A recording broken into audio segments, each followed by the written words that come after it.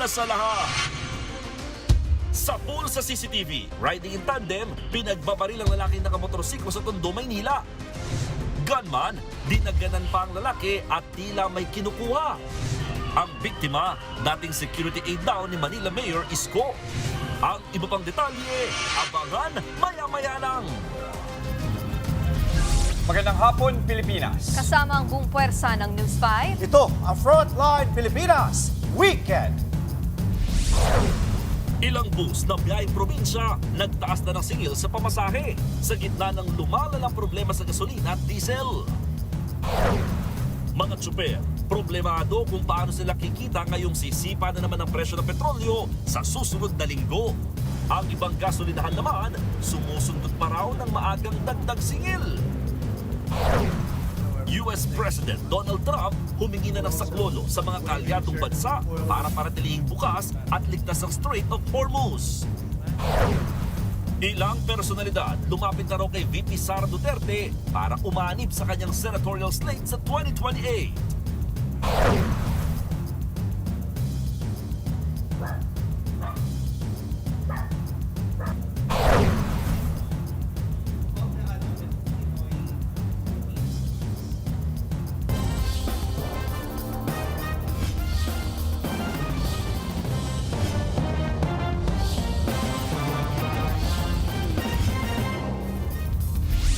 Umaaray na mga commuter dahil sa bigat sa bulsa. Nantaas presyo sa petrolyo. Nagtaas na rin kasi ng pamasahe ang mga provincial bus. At live mula sa Parañaque, nasa frontline ng balitang yan, si Riniel Pawid. Riniel, next week may nakaambana namang oil price hike. Gaano kataas ba yung posibleng itaas pa nung presyo ng pamasahe dyan sa mga bus?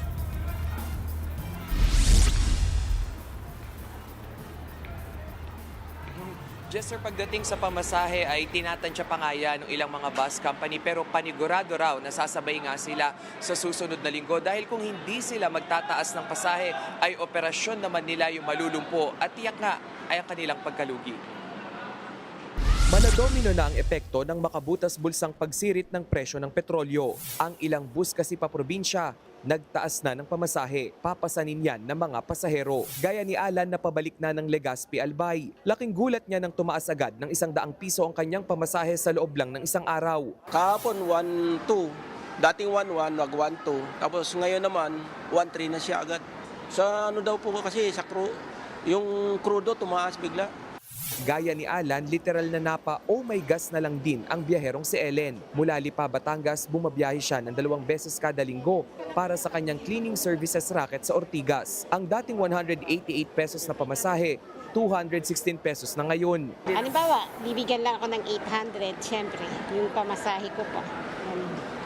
Tapos yun, buti na lang may konsiderasyon yung aking yung amo ko. So yun naman, nabibigyan naman niya ako ng, dinadagdagan niya yung pamasahe ko. Sa kabila ng pagtaas ng presyo ng pamasahe, naglabas ng fare guide ang LTFRB na epektibo nitong March 14. 35 centavos hanggang piso kada kilometro ang dagdag pasahe depende sa klase ng bus. Ang hirit naman na 2 peso fare hike ng mga jeepney driver at operator, inaaral pa ng ahensya. Nasa LTFRB po ngayon, we give it back to them na I told the ASEC Vigor nga po, aralin niya mabuti yung numero kasi we have to hit a certain target pagdating sa sinasabi nating inflation. Kasi ang pagtataas parati po ng pamasahe, kang kakibat mo yan kaagad is pagtataas ng presyo ng bilihin, ng serbisyo. Ang ilang taxi driver naman uutay-utayin na ang pagbiyahe para makatipid. Kung ang gagawin, every other day yung biyahe ang iba, hinahinay sa pasada. Lalo sa pag-ulang pasero, hihinto. Marami rin sa kanila hindi na rin kinakaya ang diskarteng patay makina para makatipid sa gasolina. Papatay ang makina, maghihintay sa pila-pila. Hindi aalis na walang laman. Mainit talaga, mainit. Kasi lalo na ngayon sa amin. Okay lang kung December malamig. Ngayon sa amin, kahit gabi, mainit.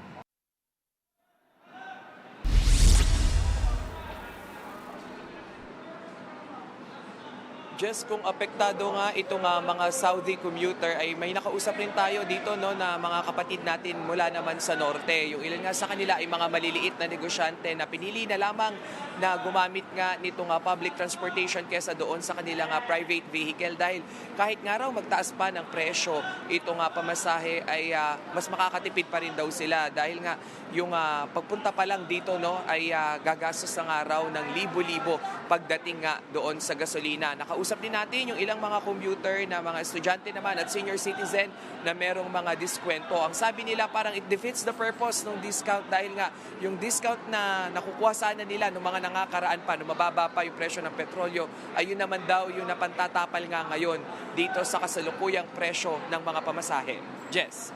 Rainiel, may obserbasyon ba yung pamunuan ng PTEX tungkol naman sa volume ng mga pasero? Kasi nito mga nagdaang araw, napansin natin, medyo nagkaroon ng pagluluwag sa EDSA simula nung nagtaas ang presyo ng gasolina. Ganyan din ba para sa PTEX kung kailan nagtaas na rin yung presyo ng pamasahe dyan sa mga bus?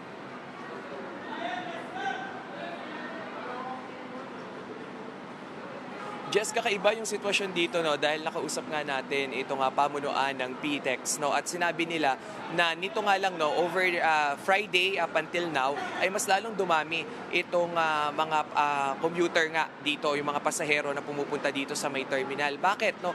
Una nilang nakita ay dahil nga yung iba ay mas pinipili pa rin itong public transportation dahil nitong Friday, Saturday at ngayon ay mas lalo nga raw tumataas pa yung presyo ng gasolina sa ilang mga gasoline station. Sumasabay naman din dyan paunti-unti nga itong ilang mga bus kahit pa may guidelines o may fare guide na inilabas itong LTFRB. Yung isa nga doon sa nakausap natin for the past 24 hours lang yung shift doon sa pamasahe na nakuha niya, papunta nga doon sa Bicol region ay 100 agad yung itinaas. Pero kahit nga sabihin natin na tumataas nga yung pamasahe ay yung iba naman, mas pinipili pa rin itong public transportation dahil nga mas practical pa rin daw ito sa panahon ngayon. Jess. Oo nga, nakakabigla yung 100 peso na increase na nabanggit mo kanina. Pero maraming salamat sa pagtutok dyan sa sitwasyon sa PTEX. Muli, nag-uulat live, Rainiel Pawi. Mga kapatid, nagbabadya na naman pong tumaas ang presyo ng mga produktong petrolyo sa papasok na linggo. Kaya ang ilang motorista tila nagte-treasure hunting na ng mga gasolinahan na kahit papaano ay mas mura. At live po mula sa EDSA Guadalupe, nasa frontline ng balitang yan, si Ian Suyo. Ian, ang tanong, may gasolinahan pa ba na mura?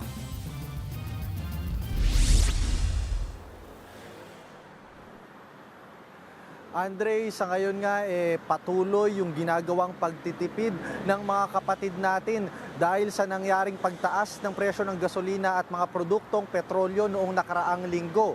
At ngayon nga ang karamihan sa kanila naghahanap ng mga murang gasolinahan bilang paghahanda na rin nila dahil sa nagbabadyang round 2 nitong oil price hike. Sa pag-iikot nga kanina ng ating team sa kahabaan ng EDSA, kapansin-pansin na magkakaiba yung presyo ng mga gasolina. Pero walang duda, lahat yan malaki ang itinaas. Sa dalawang branch ng parehong kumpanya ng langis na nadaanan namin, nasa piso lamang yung diferensya. Naglalaro kasi sa 81 hanggang 82.80 pesos ang diesel. Sa ibang malalaking gasolinahan naman, nasa 87.10 ang diesel at nasa 77 pesos naman ang gasolina. Sa isa pang oil company, nasa 82 pesos ang diesel habang naglalaro sa 69 to 72 pesos ang gasolina. Kung mahal na yan, mukhang may itataas pa raw yan. Ayon sa industry sources, nagbabadyang muling tumaas ang presyo ng produktong petrolyo ng 20 to 22 pesos per liter sa diesel at 12 to 16 pesos naman sa gasolina. Kaya naman ang ilang motorista, minabuti ng magpakarga na kaagad sa pinakamurang gasolinahan. Nakakakuha raw kasi sila ng discount gamit ang isang application ng isang partikular na gasolinahan. May ilang TNVS din tayong drivers na nakausap na umaaray na at narito nga ang kanilang naging mga pahayag. Before, ang gas ko lang, it's around 500 to 700 lang a day. But now, pumapalo ko ng 1,000 to 1,200. So almost double. Almost double, oo. Gano'ng kalaking bagay if ever na may isama kayo sa subsidy? Malaking bagay, syempre. Siguro, at least makover man lang yung ilang days na alam mo yun, na gasoline. So, yung dating pa pong presyo, yun po yung nabili ko. Sa app po, may 5 pesos per liter po sila. Opo. Kaya malaking bagay din po kung magpapa-full tank po ako, 20 pesos din po halimbawa. Kumbaga sa boxing, round 1 pa lang noong oil price hike last week, bugbog na yung mga kapatid nating tsuper at mga drivers. At ngayong nagbabadya na naman daw yung round 2, tila mas hilong-hilo na raw sila at mas bugbog sarado pa. Andre, nauna na rin sinabi ng DSWD at ng DOTR, Department of Transportation, na nakatakda na nilang i-roll out yung kanilang fuel subsidy para sa mga PUV drivers ngayong darating na Martes. Mauunang bigyan dyan yung mga tricycle drivers, habang susunod naman yung mga jeepney, taxi at mga TNVS drivers. At kung sakali man daw na matuloy nga itong mega oil price hike na ito, nakatakda or nakahanda rin ang pamahalaan na maglatag ng panibagong batch ng subsidy para sa ating mga kapatid. Yan muna ang latest mula dito sa EDSA Guadalupe. Andre? Yan, maganda yung nabanggit mong reference sa boxing, di ba? Alam mo naman natin, pagdating sa boxing, mga Pilipino mahilig dyan. Pero mukhang dehado talaga tayo sa ngayon. Ang tanong ko, may mga nakausap ka na iba na sabi magtitipid, umaaray dahil mula sa 600, 700 pesos sa isang araw ang ginagastos sa gasolina, nagiging 1,000 to 1,200. Ang tanong ko, may mga nakausap ka ba na motorista na sabi na lang, ayaw ko na magdala ng sasakyan. Iniisip magbisikleta, mag-e-bike, mag-scooter. May mga nakausap ka bang motorista na isasantabi na lang yung kanilang sasakyan dahil nga sa patuloy na pagtaas sa gasolina? Alam mo, Andre, may mga nakausap nga tayong mga kapatid natin kanina na mga motorista. No? At ayon nga sa kanila, bilang parte ng kanilang pagtitipid, kapag daw kaya namang lakarin o kayang i-commute, yun na lang din daw yung gagawin nila. Kaysa naman daw magpapagasolina pa sila, mas mahal din daw yung inaabot nila. Pero ang pinakakawawa dito, Andre, yung mga kapatid natin, mga tsuper, particular na yung mga jeepney driver, dahil nung nakaraan nga, may iba na ang diskarte, instead na araw-araw bumiyahe, ang ginagawa nila, salitan na kada araw dahil nagkakaagawan din sa pasahero, mas nalulugi daw sila. At ang iba namang mga tsuper, tila pa, baka tumigil na raw sa pamamasada dahil halos wala na raw silang kinikita dahil nga sa nangyayaring pagtaas ng presyo ng gasolina. Andre? Yun lang. Babantayan natin yan, yung produktong petrolyo, lalo na nga may nakaambang pagtaas na naman. Ngayong linggo, maraming salamat, Ian. Kung ako sa'yo, tumakbo ka na lang din. Gayahin mo ako, mag-marathon na lang tayo, huwag na tayo magsasakyan. Live po mula sa EDSA Guadalupe, maraming salamat, Ian Suyo. Sa ibang balita, sa gitna ng sigalot sa Middle East, nakauwi na sa bansa ang ilan nating kababayan na naipit sa gulo. Pero hindi lahat umuwing buhay, gaya ng Pinay caregiver na nabagsakan ng missile debris sa Israel. Nagbabalik si Rainiel Pawi. Ligtas na dumating sa bansa ang ikalawang chartered flight ng gobyerno mula sa Riyadh, Saudi Arabia kaninang alas 7 ng umaga. Sakay nito ang 343 na Pilipino. 328 dito ay mga OFW at 13 mga bata. Sinalubong sila ng mga tauhan ng Department of Migrant Workers at iba pang ahensya. Kasunod ito ng naunang batch ng higit 400 OFW na dumating kahapon mula Fujairah. Sagot ng pamahalaan ang transportasyon at hotel accommodation para sa mga uuwi sa kani-kanilang probinsya. Nakikipag-ugnayan na rin daw ang Department of Migrant Workers sa DepEd para sa mga bata na kasamang bumalik sa Pilipinas. Well, from the DMW OWA side, we provide the necessary financial assistance, no? So that the parents, OFW parents, can somehow still stem the tide themselves over, which will directly benefit yung kanilang mga anak. Dun sa health and medical and social work side. Kabilang sa mga nakauwi ang kababayan nating babysitter sa Riyadh. Ayon sa kanya, bukod sa gyera, isa pa sa mga kinaharap niya ay ang pang-aabuso ng kanyang mga amo. Mahirap po kasi muntik na po kami maripe, yung isang kasama ko lang yung kaya naparescue agad po ng OWA. Opo. Mahirap po doon. Hindi na po kami babalik doon sa lugar na yon.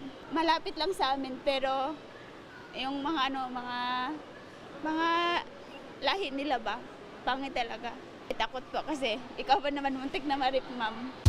Ayon sa OWA, may 10 OFW pa sanang sasabay sa chartered flight pero may 3 na na-offload dahil sa problema sa visa. Samantala, balik bansa na rin ang 23 Pinoy mula Jeddah, Saudi Arabia. Sila ay tinulungan ng Singapore Air Force na makasabay sa repatriation flight mula Saudi pa Singapore. Naiuwi na rin sa bansa ang mga labi ng caregiver na si Mary Ann De Vera mula Israel. Nasawi si De Vera matapos mabagsakan ng missile debris ang kanilang tinutuluyan sa Tel Aviv noong February 28. Kasamang umuwi ni De Vera ang kanyang mister na OFW rin sa Israel. Mismong si Israeli President Isaac Herzog nakiramay sa mga naulila ni De Vera.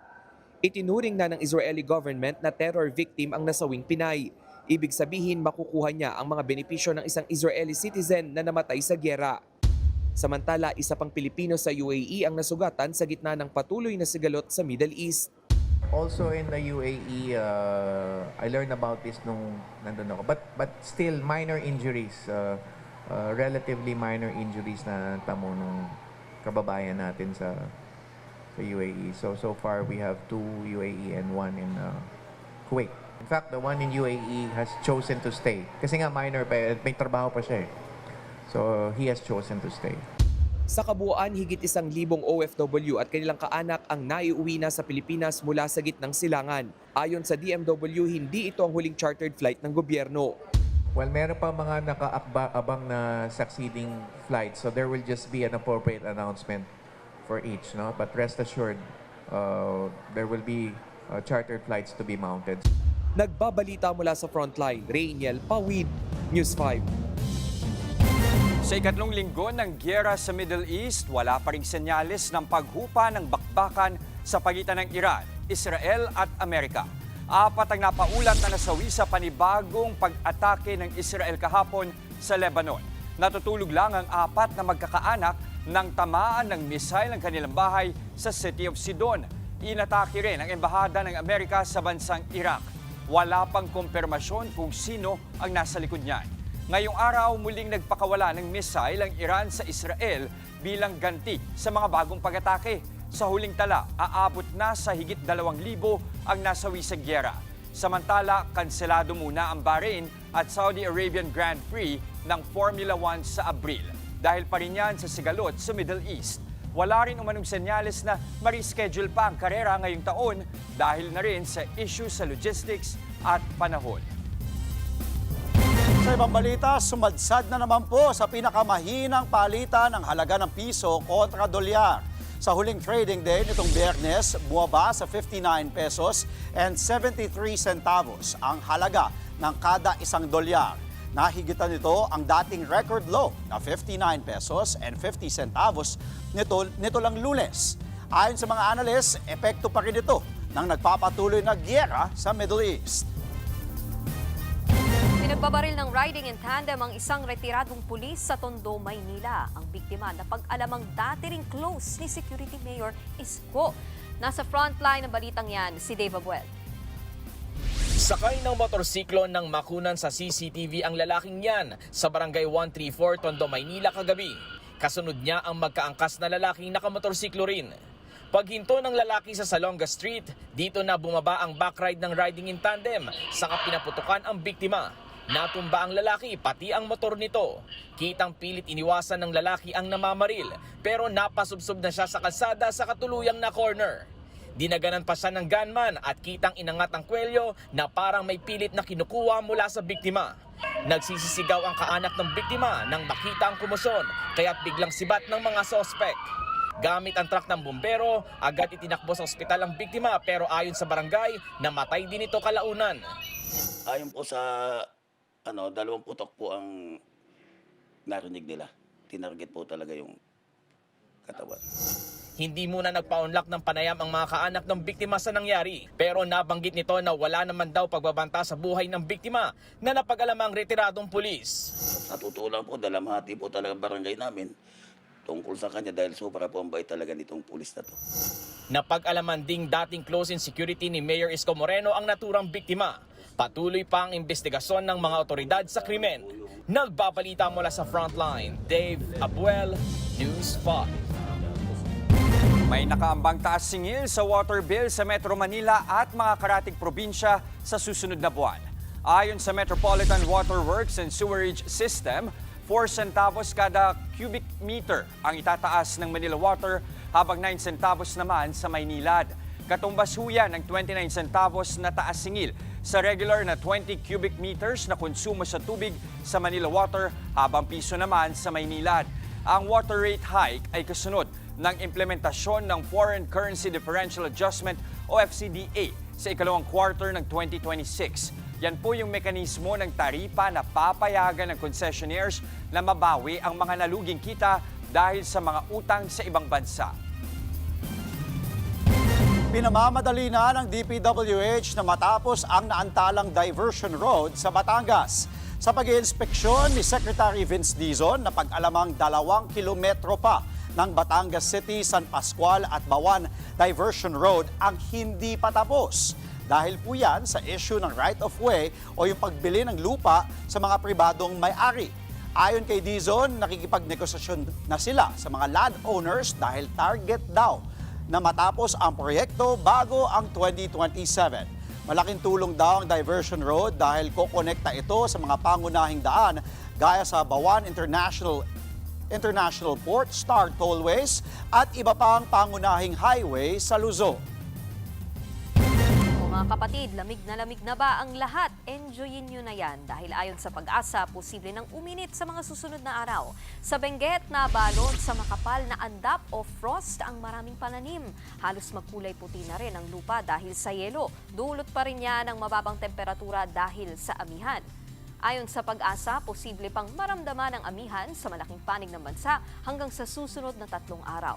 Pagtapos niyan ay iiral na ang maalinsangang easterly winds, kaya magiging mainit na ulit. Pero sa forecast ng Metra Weather, dahil sa amihan ay makararanas pa bukas ng malamig at maaraw na hanggang sa maulap na panahon ang halos buong Luzon, kabilang ang Metro Manila. Posible rin ang mahihinang ulan dulot ng thunderstorms. Maulap at mas maaraw naman bukas sa malaking bahagi ng Kabisayaan at sa Mindanao. Susunod, Vice President Sara Duterte may nirecruit na raw na running mate niya sa 2028 elections. Nakaparadang sasakyan sa Taguig, nirat-rat ng bala. Mag-abang may kapansanan na sawi sa sunog sa Ormoc City. Lahat ng yan sa pagbabalik ng Frontline Pilipinas Weekend.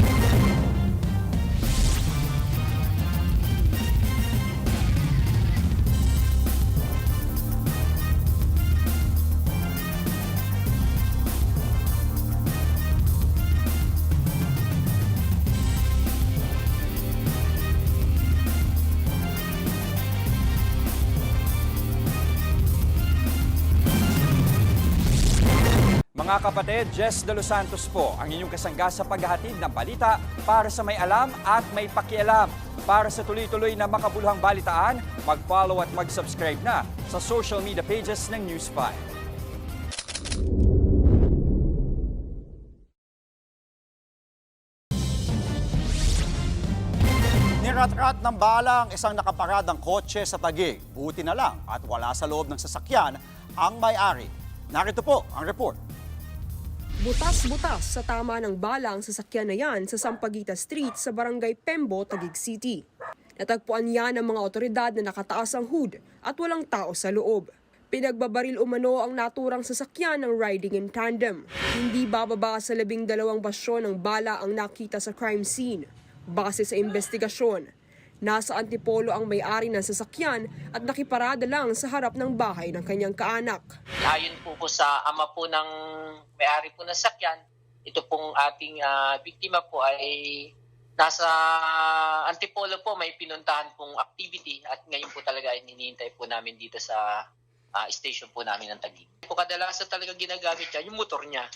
Ayon sa mga nakakita, mabilis lang ang pamamaril at punterya talaga ang kotse. Wala namang nasaktan sa nangyaring insidente.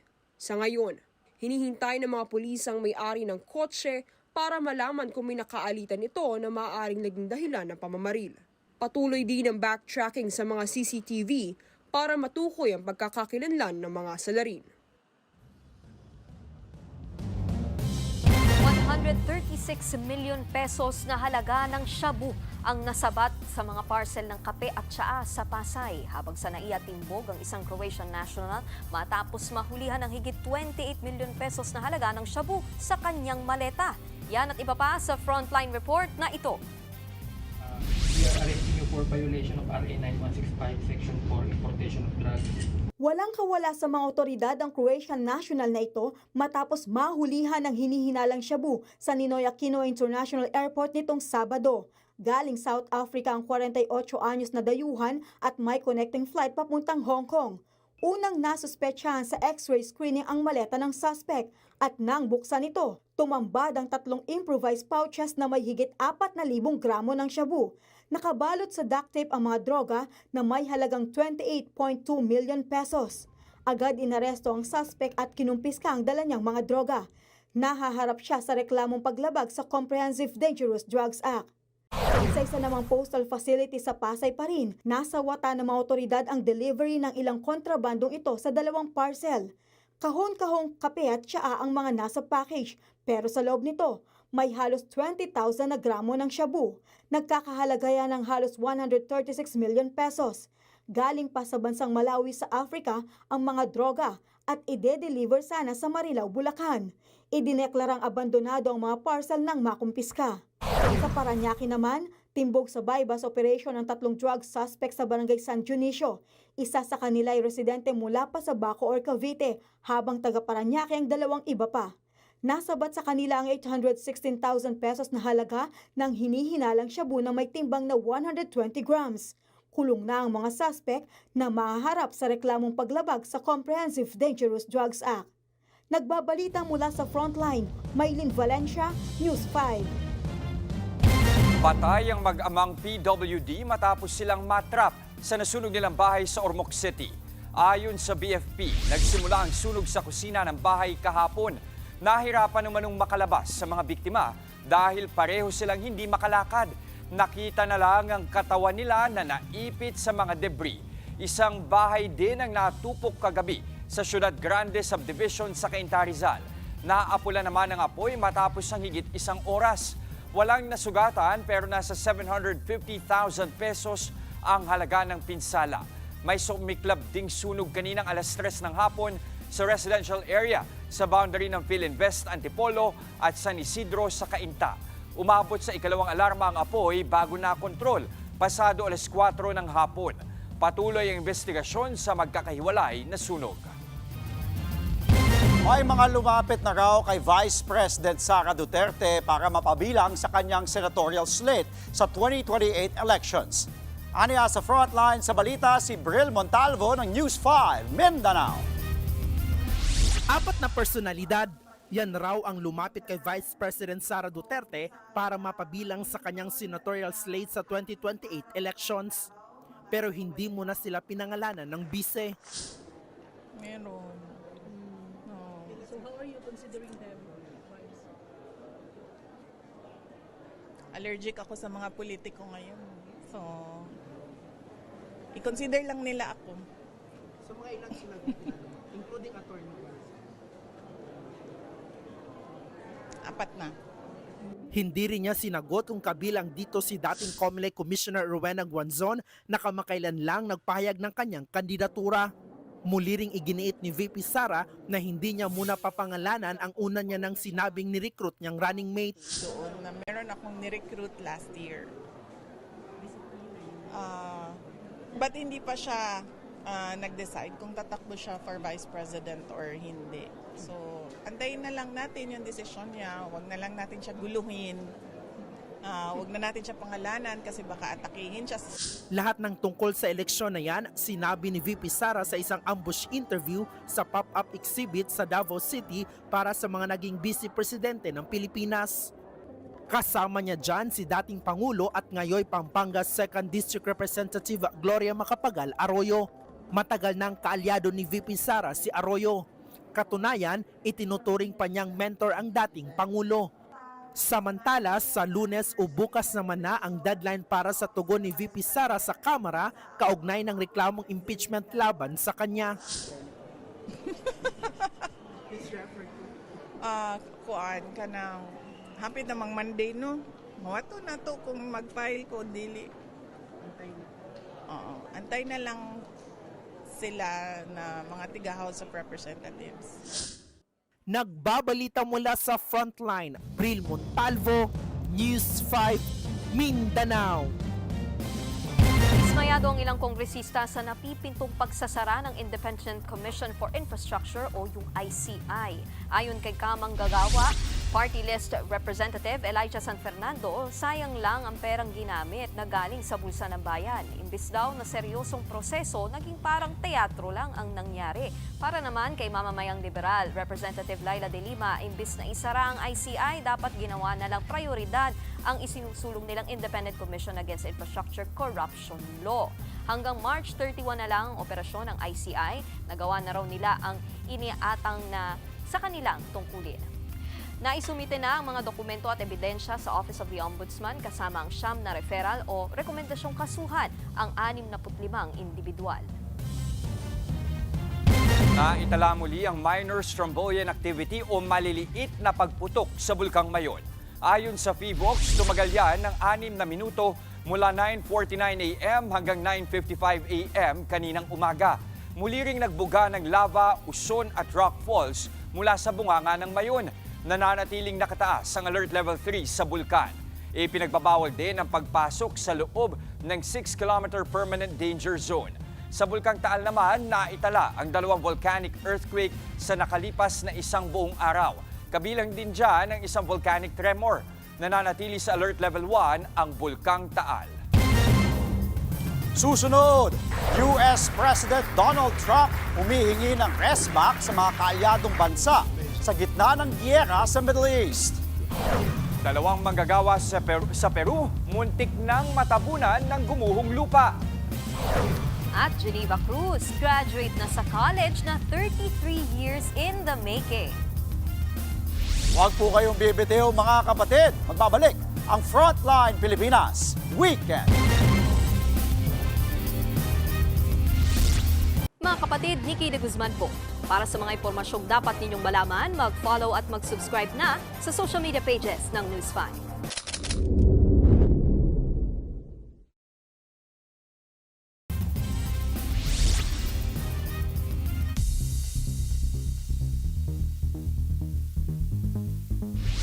Humihingi ng resback sa mga kaalyadong bansa si US President Donald Trump sa gitna na nagpapatuloy na gulo sa Middle East. Nanawagan si Trump na magpadala ng mga barkong pandigma sa Strait of Hormuz. Samantala, pwede na raw dumaan ang kanino mang barko sa Hormuz maliban sa Amerika at Israel. Yan ang iginiit ng Iran matapos isara ang naturang daanan ng mga oil tanker sa gitna ng giyera sa Middle East. Ayon sa Iran, oras na ma-detect ang anumang barko ng kanilang mga kalaban sa Hormuz ay aatakihin nila ang mga ito. Pero sabi naman ni US President Donald Trump, bobombahin daw nila ang dalampasigan ng Hormuz at aatakihin ang Iranian vessels dito.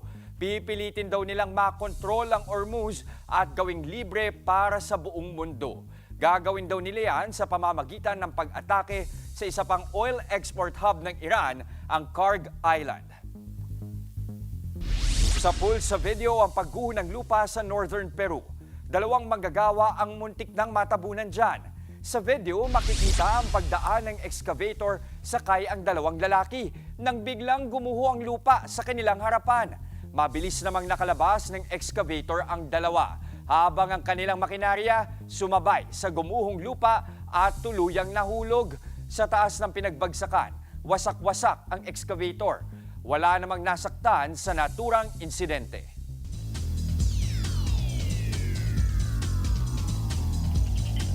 Patuloy po na nag-a-adjust ang University of Santo Tomas Golden Tigresses sa bagong sistema ng kanilang head coach na si Shaq De Los Santos. Pinalitan ni Coach Shaq si Coach Kung Fu Reyes na pinamunuan ang koponan sa loob ng halos 1 dekada. Ayon kay star libero Det Pepito, hindi naging madali ang adjustments nila sa bagong sistema. Constant process nga raw ang improvement sa pagitan ng mga coaches at ng players. Struggle man ang naging simula ng season para sa Tigresses, nakabawi ang UST at nasa 4-3 win-loss record na ngayon matapos talunin ang FEU sa 3 set kahapon. Umaasa ang Golden Tigresses na magpapatuloy ang pag-angat ng team habang mas nakaka-adjust sa sistema ng bagong coaching staff. Sa mga running era po dyan, aarangkada na ang 2026 Run Rome the Marathon sa March 22. Ang ilang Pinoy runners nga puspusan ang paghahanda sa kanilang inaabangang marathon. Nasa frontline ng balitang yan si Ian Suyo. Ilang linggo na lang, lalarga na ang makasaysayang Rome International Marathon sa Italia. Kaya't magpapahuli ba dyan ang mga Pinoy? Dose-dose ng mga overseas Filipino workers/runners ang sasabak sa isa sa mga pinakakilalang marathon sa mundo. Kabilang na dyan ang Milan-based worker na si Dudes Magno. Isa si Dudes sa mga sasalang sa matinding 42-kilometer full marathon. Matinding challenge raw para sa kanya na ipagsabay ang training at pagtatrabaho. Dagdag pa dyan ang pabagong-bagong klima sa kanilang lugar. Nag-start na kami ng preparation kasi ang ginagawa kasi namin 3 months before the marathon, nag-start na kami ng mga long run, gano'n. Minimum na 10, then pataas na ng pataas. Bukod sa kanya, sasabak din ang veteran runner na si Peter Atienza. Pinakamahirap raw ang pag-a-adjust lalo't pabago-bago ang oras ng kanyang trabaho. At kahit mahirap ipagsabay ang training, nilulook forward niya raw ang dami ng mga kababayan na sasali sa marathon lalo't growing hobby na ito sa Pilipinas. Biggest challenge sa akin dito sa pagtakbo na ito, minsan hindi ko nagagawa yung long day run kapag weekend o sa Sunday. Kasi usually, kapag ako'y meron kasi akong third shift o yung night shift na nag-start siya ng 9 p.m. matatapos siya ng 4 a.m. So pagkatapos ko ng 4 a.m., and then dadating ako sa bahay almostly 5 a.m. na. Inaasahang aabot sa mahigit 30,000 runners mula sa 120 countries ang sasali sa prestiyosong marathon.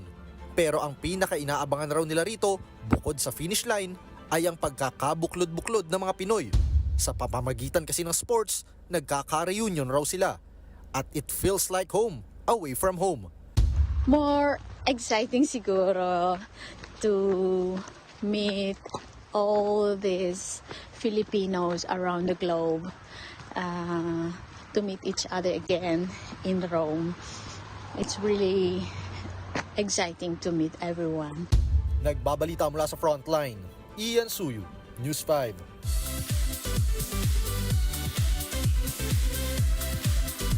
Graduate na sa kolehiyo ang singer-actress na si Geneva Cruz. Shinare ni Geneva ang kanyang graduation photos. Nagtapos siya ng Bachelor of Science in Office Administration. Just in time yan para sa paparating niyang 50th birthday. Sabi nga ni Geneva, 33 years in the making ang kanyang milestone. Bibida sa comedy series ang award-winning comedian na si Steve Carell. Kahit comedy, may hadit daw itong kurot sa mga manonood. Nasa frontline ng balitang yan, si Von Belinario. Ano kaya ang mangyayari kung magsasama sa isang college campus ang mag-amang may komplikadong relasyon sa isa't isa? Ganyan ang plot ng bagong HBO comedy series na Rooster na pinagbibidahan ng award-winning comedian na si Steve Carell kasama si Charlie Clive. Sa kwentuhan with News 5, ikinuwento ng dalawa ang nabuong dynamics at chemistry sa kanila bilang father and daughter tandem. Pretty natural right from the beginning. Yep. The first time we met each other, I don't want to speak for Charlie, but I felt very comfortable. We all instantly felt excited to see each other and to work with each other, which is the dream, I suppose. Si Steve, pinuri ang dedication ni Charlie sa trabaho at sa comedy genre. Bagay na ipinagpapasalamat ng aktres. Hopefully I will have a long career and I will remember when I'm very old as Steve is now, to tell the younger actors, to be kind to the younger actors and say, this is your show too. Kahit na komedya ang hatid nila, umaasa sina Steve at Charlie na may matututunan ng mga Filipino at global audience tungkol sa kahalagahan ng magandang relasyon sa pamilya at pag-intindi sa aspeto at emosyon na dulot ng kalungkutan. I think it's funny. I hope they can relate to it in a certain way. But I mean, I think it's one of those shows that I enjoy watching it. You know, I certainly enjoy doing it. Napapanood na ang Rooster sa HBO Max. Available ang HBO Max sa Signal. Nagbabalita mula sa frontline. Von Belinario, News 5.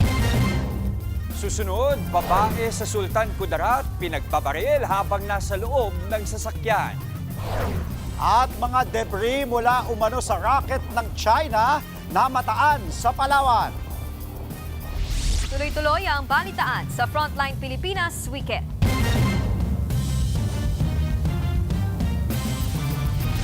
Mga kapatid, Andre Felix po, iba na ang may alam at may pakialam sa panahon ngayon. Para po sa tuloy-tuloy na balitaan sa Frontline kahit weekend, mag-follow at mag-subscribe na sa social media pages ng News 5.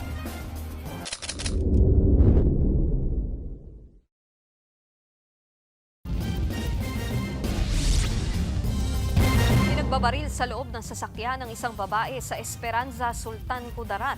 Natamaan ng bala sa iba't ibang bahagi ng katawan ang biktima. Agad siyang dinala sa ospital ng mga nakakita. At base sa investigasyon papuntang Tacurong City, mula ang patuan ang biktima para sa transaksyon kaugnay ng rent-a-car. Huminto siya at ang kanyang kasama para bumili ng tubig. At dito na biglang sumulpot ang gunman na nakamotorsiklo at namaril.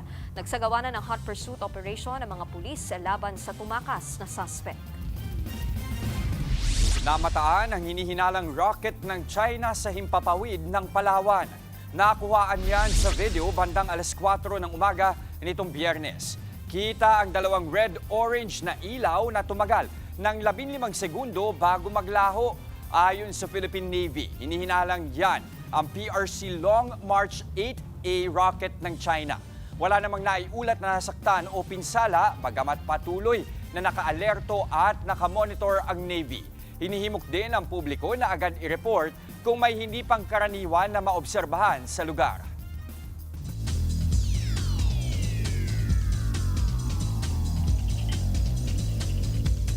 Nagwagi ng kauna-unahang gold medal sa senior career si Filipino gymnast Eldru Yulo sa FIG Artistic Gymnastics Apparatus World Cup Series sa Antalya, Turkey. Tinanghal na kampiyon si Yulo sa floor exercise matapos makakuha ng score na 14.100 sa final. Tinapatan niya ang mga kalaban na sina Eamon Montgomery ng Ireland at Raiderly Zapata ng Spain. Nakapasok sa final si Yulo matapos magtapos sa ika-4 na pwesto sa qualification round na may score na 13.666. Ang 18 years old na gymnast ay kapatid ng two-time Olympic gold medalist na si Carlos Yulo. Bago po ito, naglaro rin siya sa Baku leg ng World Cup Series kung saan nagtapos siya sa ika-4 sa floor exercise. Susunod, unang collab variety show ng Pilipinas at South Korea na Kumusta? Malapit nang mapanood. At bagong street food na gawa sa bell pepper. Approve kaya sa ating weekend buddy? Tuloy-tuloy po ang balitaan dito sa Frontline Pilipinas Weekend.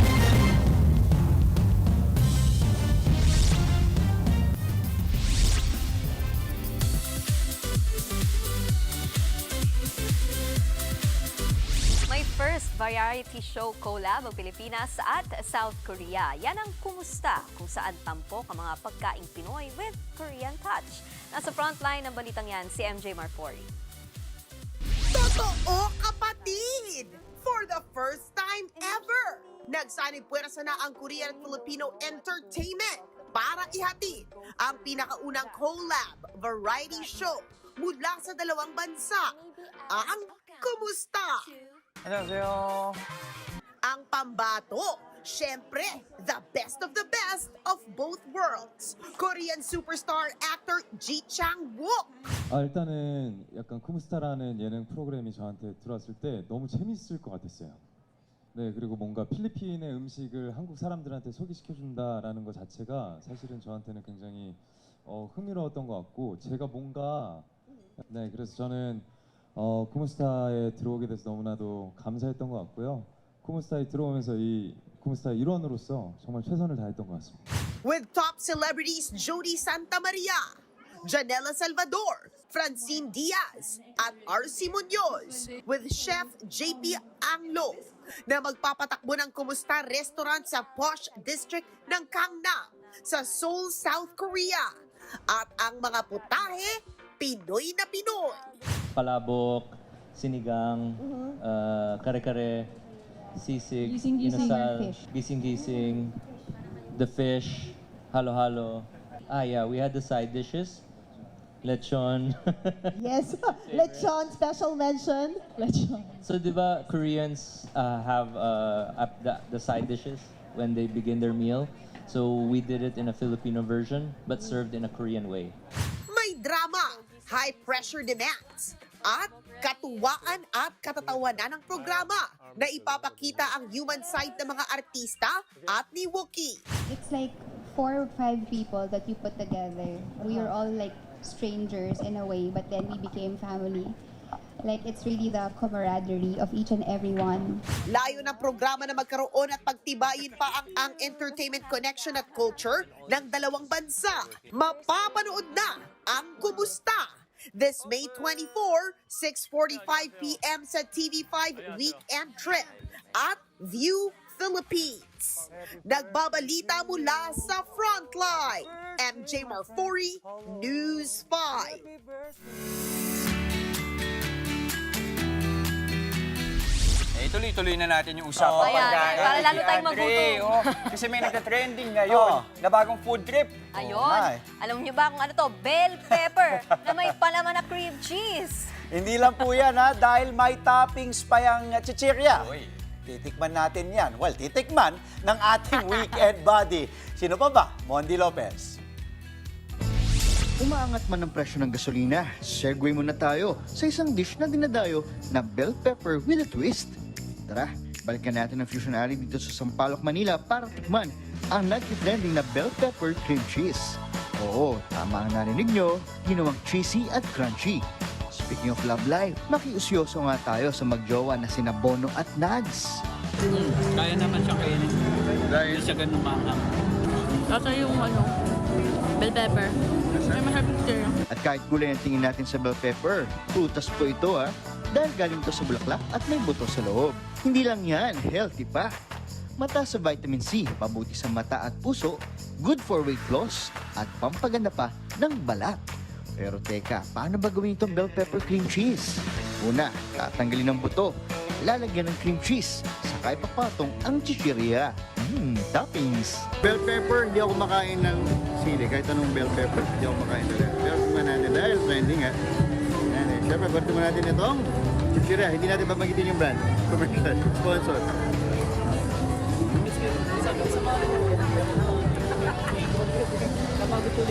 Nagpe-blend yung yung chichirya at yung sauce. Ang tanong, yung bell pepper kay Ups, may lumada ang motor.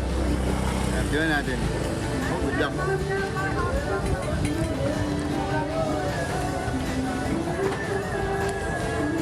Walang ahang. Pero alam mong sili. Kaya kung sawa na kayo sa maanghang na presyo ng gasolina, dito muna tayo sa bell pepper na walang anghang. Pero punong-puno ng sarap. Mondi Lopez, News 5. Matikman nga natin yan. Subukan. Why not? Why not? Basta sagot ni Mondi. Why Interested tayo nga. Tikman niya kung ano bang lasa niyan. At yan po, ang mga impormasyong dapat ninyong malaman. Mga balita para sa may alam at may pakialam. Kami ang inyong mga kapatid sa Balitaan at Public Service, walang iwanan sa Frontline Pilipinas Weekend.